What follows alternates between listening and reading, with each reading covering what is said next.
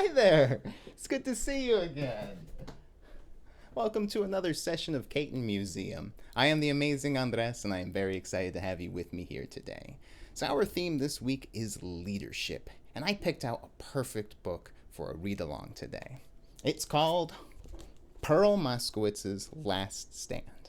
Now, if you have this book at home and you'd like to read along with me, why don't you hit that pause button, go grab the book, and meet me back here, all right? All right, let's go. Pearl Mascowitz's Last Stand by Arthur A. Levine, with illustrations by Robert Roth.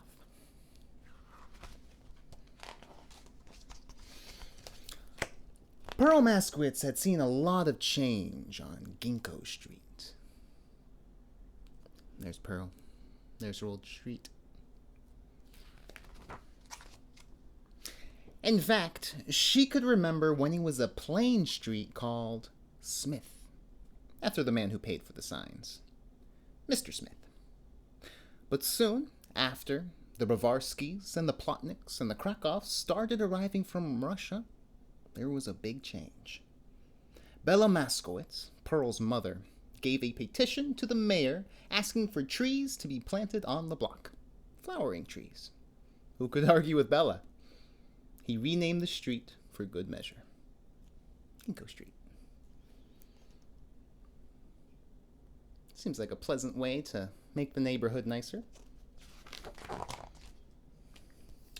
So Pearl and her sisters Selma, Velma, and Wilma grew tall and blossomed next to nature's own. One fall, the prettiest ginkgo tree of all was struck down by lightning, and the sisters rushed out crying to gather the orphan leaves. But the other ginkgos thrived. And one summer day, Velma got married under the green canopy of Stewie Feinberg's tree. You see there the trees.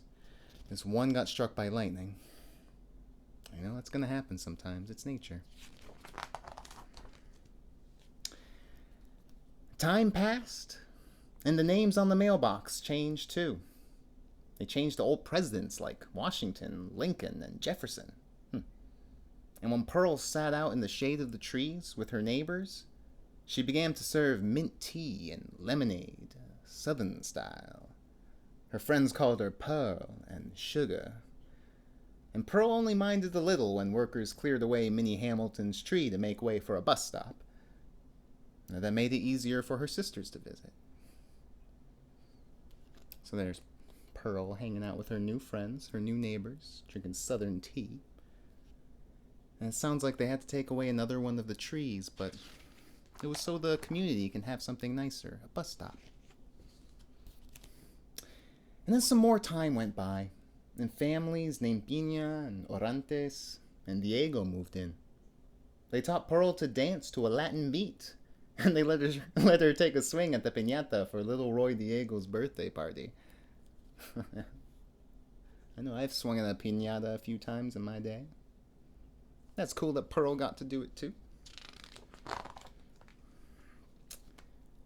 But one day, a new mayor made a proclamation. "No more slums," he said. "Out with the old and in with the new."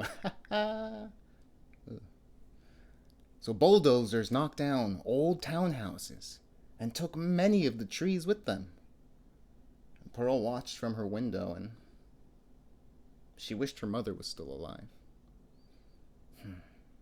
Bella would have stopped them. So there, construction's coming in, tearing up all the streets, because the mayor thought it's good to get rid of the old. And by the time the Chens and the Keys became Pearl's neighbors, there was only one tree left. But it was a beauty. Broad, strong, and deeply lined. Not unlike Pearl herself. All the grandmas would gather under it to play cards and have picnics. Matzo balls and steamed dumplings, challah and jalapenos. A nice mix of flavors.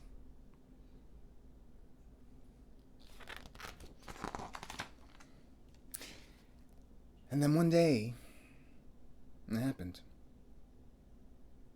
Pearl was sitting under the tree reading to Sue Lin and Valerie from next door when a truck drove up. A tall, thin man with thin lips and a thin tie got out.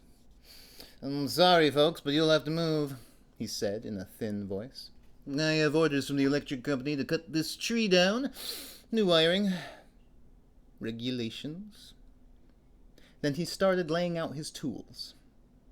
Now, as I said, Pearl had seen a lot of change in Ginkgo Street. But she was not about to sit idly by while they cut down the last ginkgo. So she stood up. So there's the Thin Electrician man coming to chop down that tree. I wonder how Pearl's going to stand up. "Excuse me," she said. "You look like a nice boy. Are you eating enough?" The man looked up. I did skip lunch," he said. "Well, but an osh, girls," said Pearl. "Knishes," shouted Sue Lin. "And bagels," shouted Valerie. "With plenty of cream cheese and lox," said Pearl. And she meant it. Out came plates, trays. Before she knew it, the man had tuna and kasha and some scrambled eggs, fresh fruit, a cheese plate, and Pearl's noodle pudding. So good and full of cinnamon, it could stop you in the tracks cold. It's the best. It's delicious. The electrician was so stuffed, he could barely move, let alone chop down a tree. So there's Pearl feeding him up real good. That seems like a good distraction.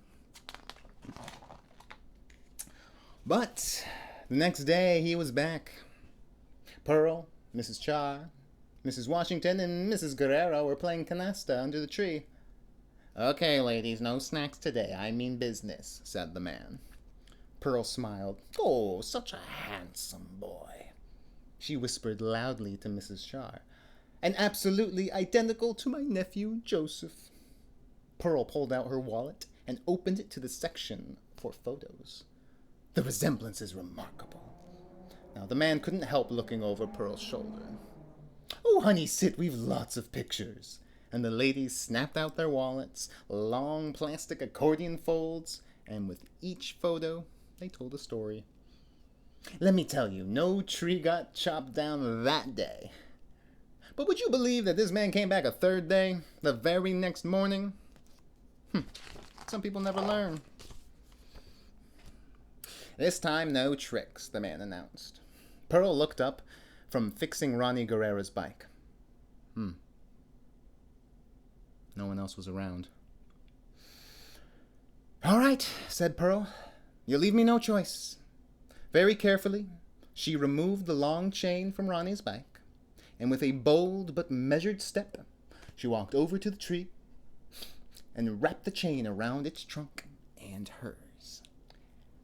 Then she had Ronnie lock his lock. "Now go get your mother," Pearl told him. "It's time for canasta." So you can see it. She means business with that electrician today.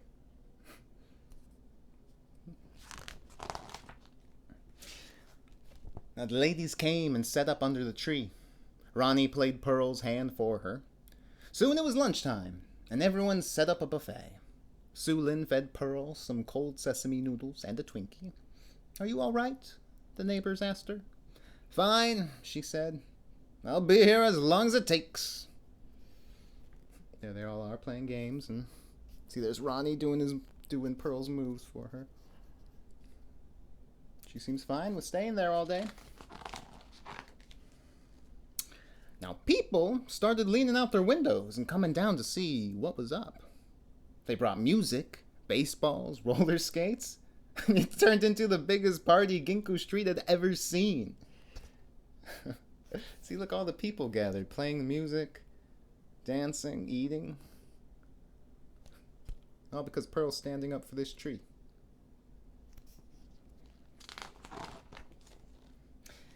Finally, just as the sun was setting, TV cameras showed up and reporters interviewed Pearl. "I just want some justice," she told them. Of course, by then, the mayor arrived in a long black limousine. and it's just as you shall have, ha ha, proclaimed the mayor. So he called off the cutting down of the tree, and Pearl even made him promise to plant new ginkgos up and down the block. So there they are, there's the mayor arriving in his big limo. You see, sometimes when you cause a big enough commotion and the news folks arrive, the mayor's gotta kinda have to show up.